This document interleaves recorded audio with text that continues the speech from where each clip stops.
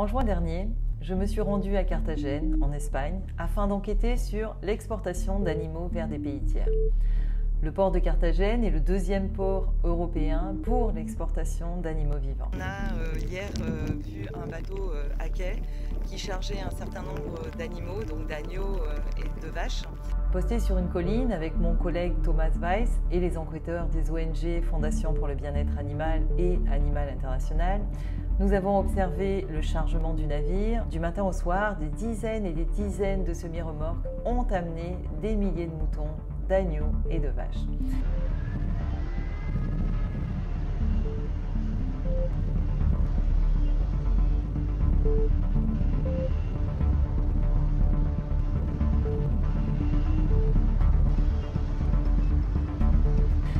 Ce qui m'a tout de suite frappé, c'est le caractère brutal du déchargement. Les moutons ont été bousculés, frappés, ont reçu des coups de pied pour qu'ils descendent des camions, puis montent directement sur le bateau.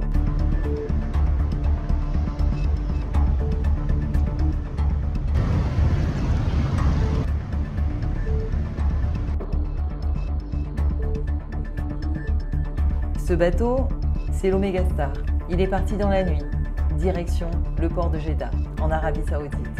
À l'arrivée du bateau, après 10 jours de traversée en mer, la température extérieure dépassait les 40 degrés, une température insoutenable pour ces animaux. Ces dernières années, l'exportation d'animaux vers des pays tiers augmente, notamment pour des raisons économiques, alors que les alternatives, comme le transport de carcasses, existent. Le problème, c'est qu'on élève un animal à un endroit, dans un pays, on va l'abattre dans un autre pays. Et pourquoi? Parce que ça coûte moins cher, juste par rapport au profit. Nous avons décidé de remonter la trace des camions qui amènent les animaux sur le port.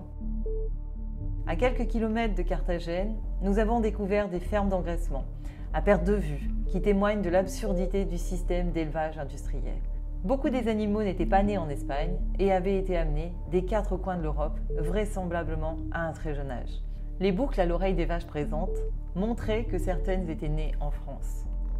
Une vache qui est née en France, qui a été transportée en Espagne dans une ferme d'engraissement. Donc elle va être nourrie en Espagne et elle va grandir en Espagne. Puis ensuite elle va être chargée sur un camion ou sur un bateau pour aller directement au Moyen-Orient. Donc voici l'exemple concret de ce qui se passe aujourd'hui avec la plupart des transports des animaux vivants.